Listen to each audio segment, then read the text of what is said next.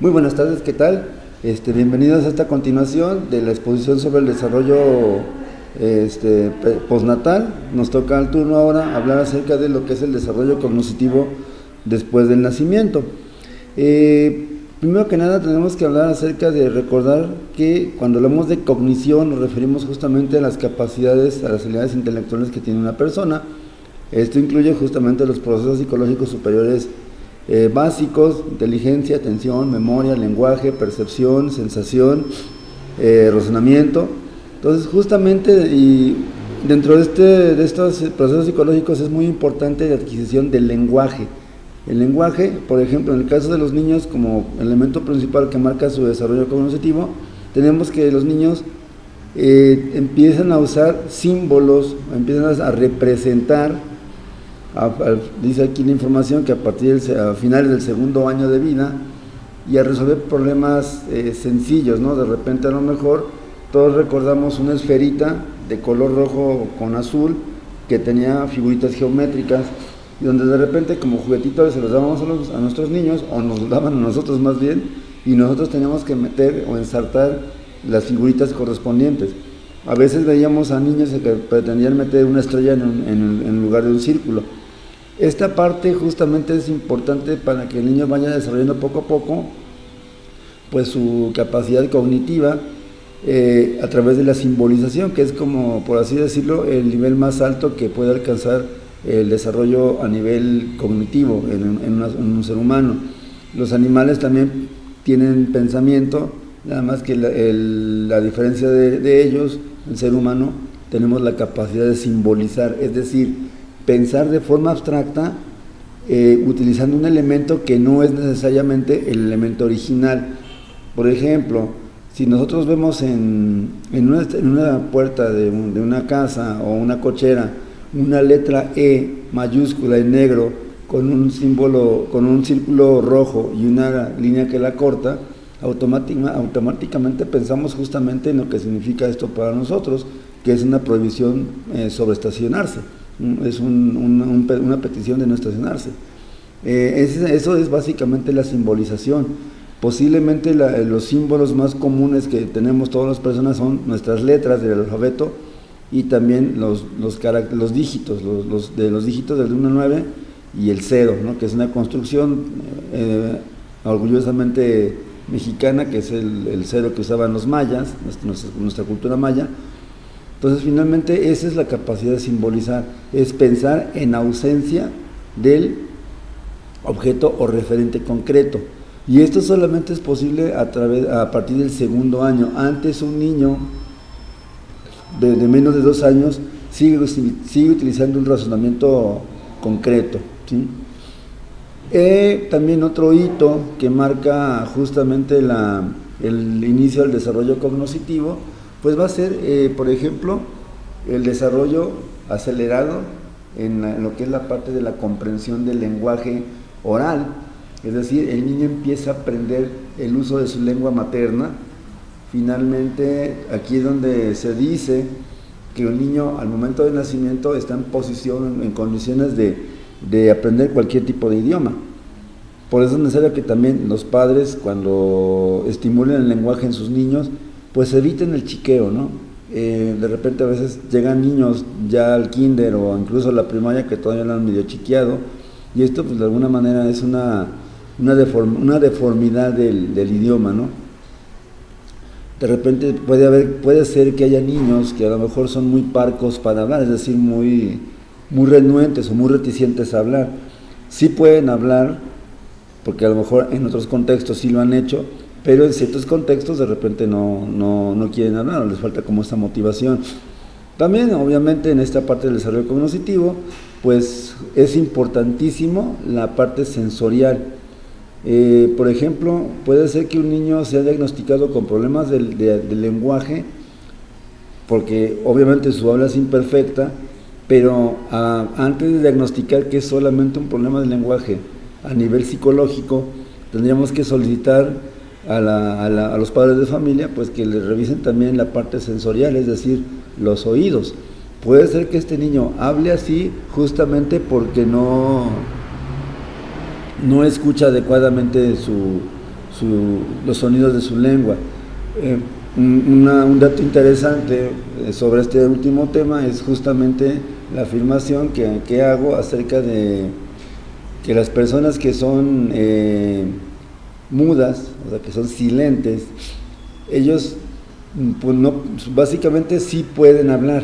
El detalle está que nunca han escuchado los sonidos de su lengua natal, por lo tanto no son capaces de repetirlos o de copiarlos, imitarlos. Pero en esencia una persona sordomuda sí puede hablar porque, insisto, su aparato fonoarticulatorio está intacto. En esta edad también es importante justamente el balbuceo, el aleo, ya después viene el lenguaje telegráfico. El lenguaje telegráfico es muy interesante en el sentido de que es un intento formal que el niño hace por comunicarse de manera verbal, donde expresa, por ejemplo, una petición: galletas, mamá, galletas. A lo mejor la frase completa sería: mamá, quiero galletas, por favor, ¿sí? De repente también a veces, y aquí es tener un tanto a lo mejor preocupación con el tipo de lenguaje que usamos. A esta edad los niños básicamente aprenden todo lo que oyen. Y sí, pues nuestro lenguaje, nuestro léxico es como que muy, ¿cómo decirlo?, muy florido. O sea, usamos un lenguaje muy soez, procaz, vulgar. Pues obviamente el niño va a aprender las malas palabras también, así como aprende las buenas palabras.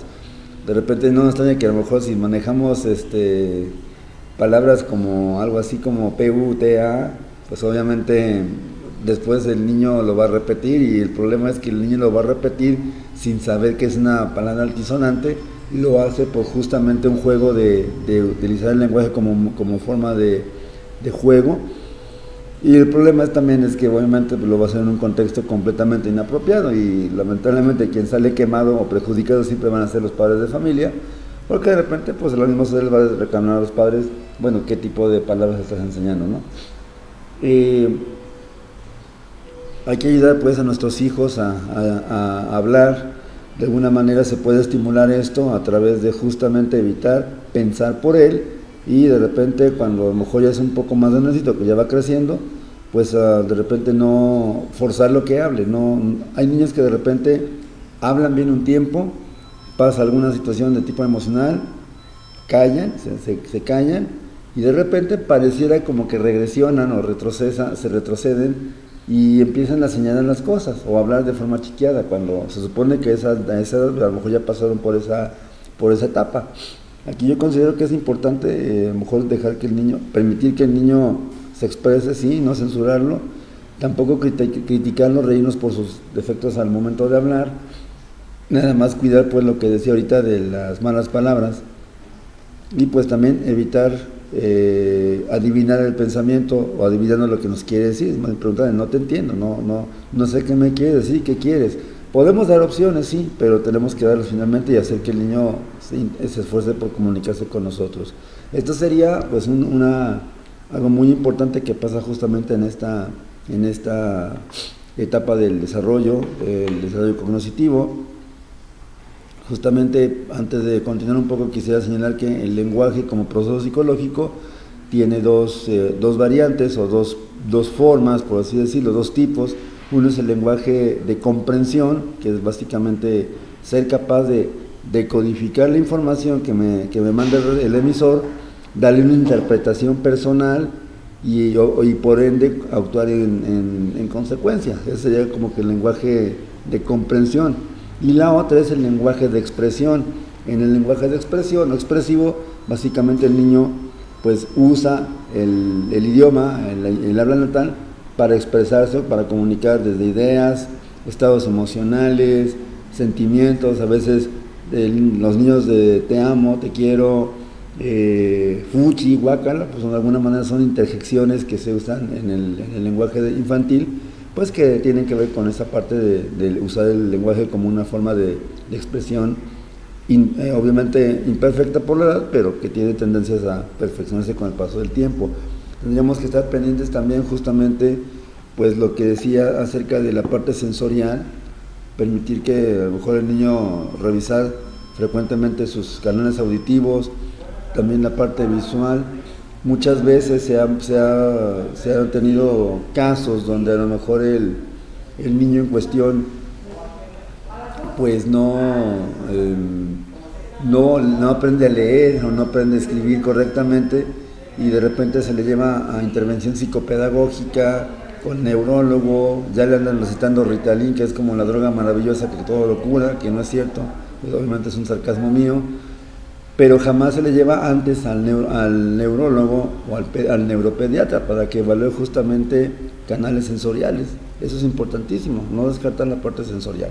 Bueno, pasando a otra etapa del desarrollo, te quiero mostrar una pequeña tabla donde vienen más o menos los hitos que va a alcanzar el niño en diferentes edades, que va desde partes motoras, partes ya más físicas, partes coordinadas y a lo mejor lo que es la parte del juego, que también es importantísimo. Alguna vez he señalado en otros cursos que el juego para el niño es muy importante. El niño tiene que jugar y también eso de alguna forma estimula su rendimiento intelectual, despierta su imaginación. Por eso es que de alguna forma se pide encarecidamente a los padres de familia que a los niños pequeños no se les permita pues usar el teléfono celular. ¿Por qué? Porque básicamente, número uno, por cuestiones de salud en cuanto a postural. Ya sabemos los daños que puede causar, no quiero profundizar mucho en el tema porque eso sería pues hasta cierto punto fuera de contexto. Pero sí se debe de intentar hacer que el niño busque jugar con otras cosas, como por ejemplo juguetes, lecturas, libros didácticos, que coloree, que pinte, que corra, que raye. Todo esto contribuye en gran medida pues al desarrollo de sus capacidades intelectuales y capacidades físicas. En cambio, el uso del celular simplemente se está limitando a picar a una aplicación. Casi actualmente, antes se decía que los niños nacen con la torta bajo el brazo, ahora los niños nacen con la tablet bajo el brazo, ¿sí? Ya saben, ya tienen pues, ¿cómo decirlo? Como una inteligencia innata en cuanto al manejo de este tipo de dispositivos. Insisto, no se recomienda el uso de tecnología para niños menores de 7 años. Y de repente, pues sí, a veces vemos lastimosamente que hay mamás que a lo mejor les prestan el teléfono a los niños un ratito para que jueguen, para que se distraigan o para que las dejen hacer alguna actividad a las mamás. Pues yo no digo que a lo mejor esto sea malo o bueno, cada quien tiene su punto de vista sobre este asunto, pero sí debe de evitarse. Es mi obligación comentarles pues que es necesario que las madres eviten este tipo de prácticas que a lo mejor lejos de beneficiar al niño, pues lo hacen más flojos para pensar. Y lamentablemente ahorita en la generación que nos tocó vivir, pues de nuestros hijos que nacieron a lo mejor en el 2000, los millennials, pues vemos como constante pues esa enorme flojera para pensar, ¿no? Esa enorme dificultad para buscar información. Ya tienen toda la información en la palma de la mano, literalmente, y no en sentido figurado. A lo mejor a las personas de mi edad, o coetáneos a mi edad más o menos, de por ahí de los años 70, por ahí más o menos, de repente pues fuimos la última generación que jugó en la calle, fuimos la última generación que posiblemente buscó información en la biblioteca y a lo mejor se quemó las pestañas haciendo una tesis con 30 libros de una librería de una biblioteca. Nosotros fuimos la última generación que a lo mejor se sintió segura en la calle jugando cascarita de fútbol, a las traes, choya, avioncito y todo esto. Ahorita nuestros niños, pues uno, por la inseguridad ya no pueden hacerlo, y dos, pues parece que son cosas que quedaron relegadas al olvido, porque obviamente pues no involucran tecnología. Hay que recordar a grandes rasgos que pues, la tecnología pues se hizo justamente para ayudarnos, no para fregarnos en ese sentido. Bien, bueno, ya en el video, en la presentación que creo que ya publiqué, pues ya se ve con más claridad, la información completa, o sea, los monitos, los hitos de desarrollo que alcanzan los niños a esta edad, aclarando un punto muy importante, que un niño a la edad que se menciona en la información no tenga la conducta o la habilidad, no quiere decir que ya esté mal, simplemente a lo mejor requiere su tiempo. Vuelvo a repetir lo que comentaba en un video anterior, que lamentablemente todo lo que tenemos y sabemos acerca del desarrollo infantil, lo tenemos justamente, lo importamos de Estados Unidos.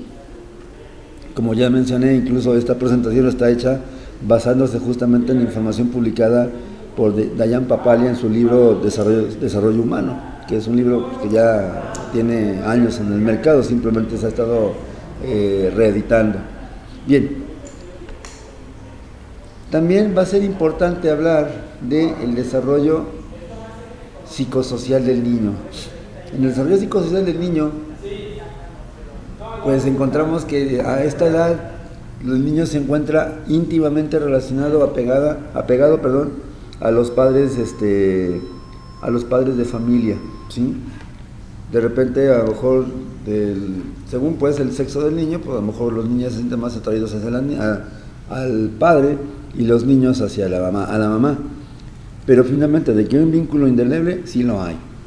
También en nuestra edad, como vemos en el dibujo, el niño empieza a desarrollar esa autoconciencia de ser un sujeto individual y autónomo.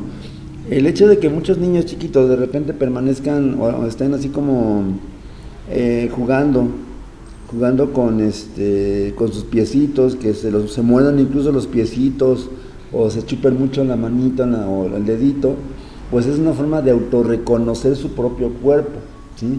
Y esto es indispensable, este autoconcepto físico es indispensable pues para lo que es la parte de desarrollo posterior de la autoestima, ¿sí?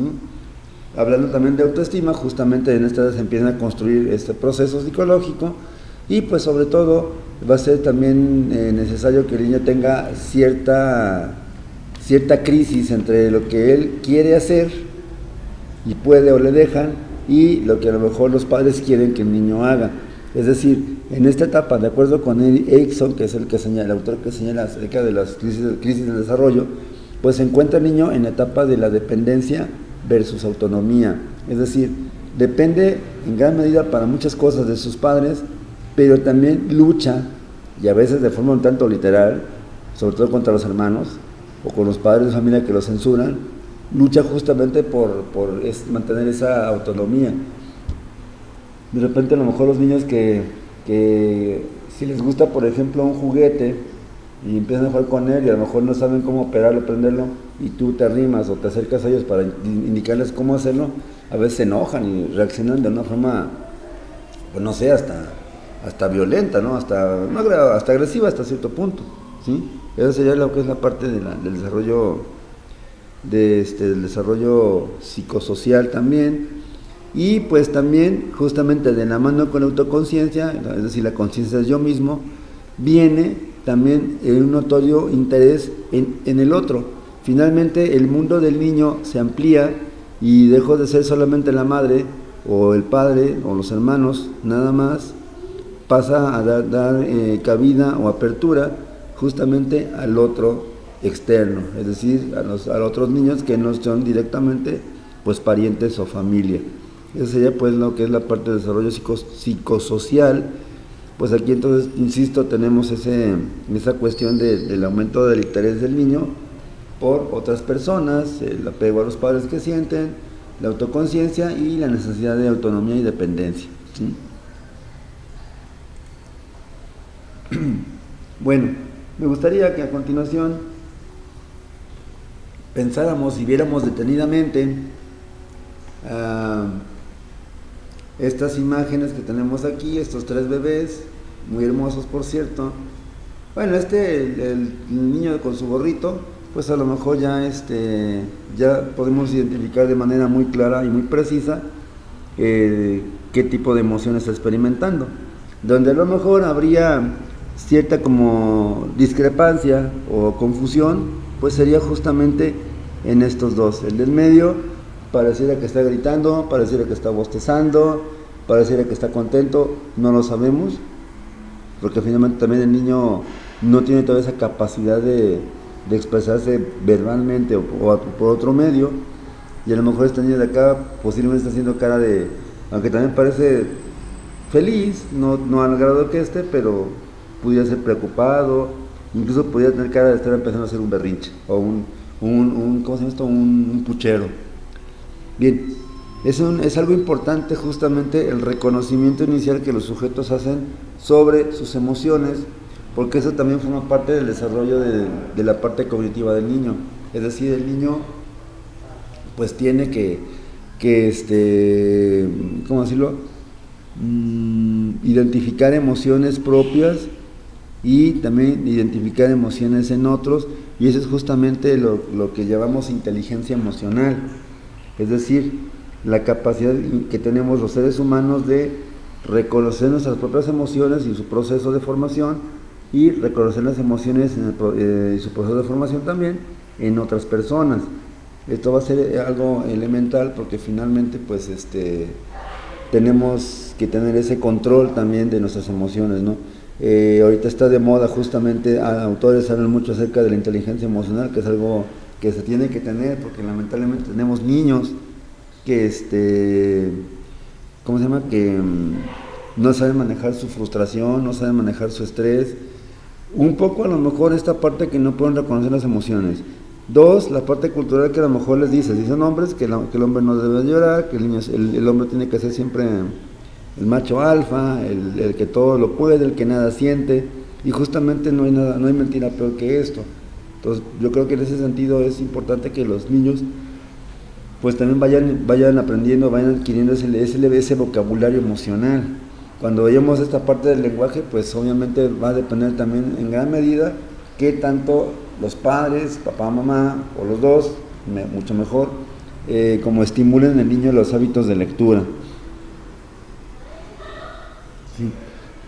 Yo considero también que pues finalmente esa parte emocional pues también tenemos que entenderla como una necesidad del niño, es decir, a lo mejor el niño requiere pues expresar algún sentimiento, expresar alguna emoción, y justamente lo hace porque tiene o experimenta ese sentimiento, esa emoción que está viviendo. Entonces es necesario dejar que el niño, si se enoja, bueno, ok, es parte de su desarrollo. Si llora, pues aunque se nos parta el corazón, y lo digo de forma personal, así como que veo a un niño llorar nunca me ha gustado, y de alguna manera pues que puedan expresarse libremente, ¿no? Esa forma parte pues de las emociones. Si en casa se estimula justamente la expresión emocional, posiblemente después no tengamos adolescentes o adultos pues así como muy cuadrados, muy inmaduros, en el sentido de que no saben expresar sus emociones y por lo tanto no las controlan y por lo tanto reaccionan de forma pueril. Bien. Pasamos ahora, a continuación, a otra etapa de nuestro desarrollo que coincide justamente con el inicio o la entrada del niño a la situación escolar inicial, que es el kinder, que va de los 3 a los 6 años de edad. Se va a llamar niñez temprana. En esta niñez temprana, justamente, pues igual tenemos, como en cualquiera de los niveles anteriores, pues el desarrollo físico. Aquí en esencia tenemos justamente que hay un crecimiento continuo y constante. De repente recordamos a veces a nuestro bebé chiquito, así como que cosita tierna, por así decirlo, y después nos damos cuenta que pues la cosita tierna ya anda caminando por ahí por la casa y pues ya tiene cierta estatura. A lo mejor ya anda pegándose contra la superficie del comedor porque justamente ya está alto, ya crece. Curiosamente, como vemos aquí en la imagen, el cuerpo del niño a nivel físico, pues adquiere esa proporción. Si vemos a un bebé, nos damos cuenta que a veces generalmente son tanto cabezones, y poco a poco después esa cabezota, bueno, de una forma de decirlo, esa cabeza pues va como emparejándose con el resto del cuerpo, va equilibrándose de manera armónica. Digo, de repente vemos personas que pues sí, como que ese crecimiento no tuvo como un freno y pues acabamos así como que medios cabezones, ¿no? Pero bueno, esas ya son otras historias. Justamente en esta etapa dentro del desarrollo físico, el niño va a experimentar una reducción muy significativa en lo que es la parte del apetito, es decir, ya no va a tener tanta hambre como antes, sus ritmos se van a hacer más constantes, más continuos, y por eso la importancia de que los padres de familia, o quien esté a cargo del niño, pues fomente unos hábitos de consumo pues adecuados o sanos, para que el niño pueda pues también empezar a comer a sus horas y que coma también productos pues que sean nutritivos para él. También a su vez en el desarrollo físico pues el niño va a empezar a tener problemas con la hora de dormir, desde a lo mejor el hecho de que no quiere dormirse porque está metido en la situación de juego, que es algo muy común, hasta a lo mejor de repente hay niños que tienen insomnio, es decir, pueden acostarse pero no se duermen, o también niños que a lo mejor de repente su problema no es acostarse, sino su problema es despertarse al día siguiente, por ejemplo, para ir a la escuela. Como en todos los casos, pues obviamente tiene mucho que ver el entrenamiento de los padres. Si los padres tienen ritmos circadianos pues muy inestables o muy irregulares, pues lógicamente se los van a heredar al niño, se los van a moldar justamente al bebé. También pues se inicia con la preferencia óculo-manual, o sea, lo que es la lateralidad, es decir, van empezando a lo mejor a elegir una lateralidad dominante, ya sea izquierda o derecha. También su coordinación psicomotora gruesa y fina empieza a manifestarse de forma más regular, y pues también obviamente incrementa su fuerza física, que suele ser, aunque no se compara con la fuerza de un adulto, lógicamente, sí tiene mucho que ver con a lo mejor la capacidad de abrir puertas, cerrarlas, de coger juguetes, etcétera, ¿sí?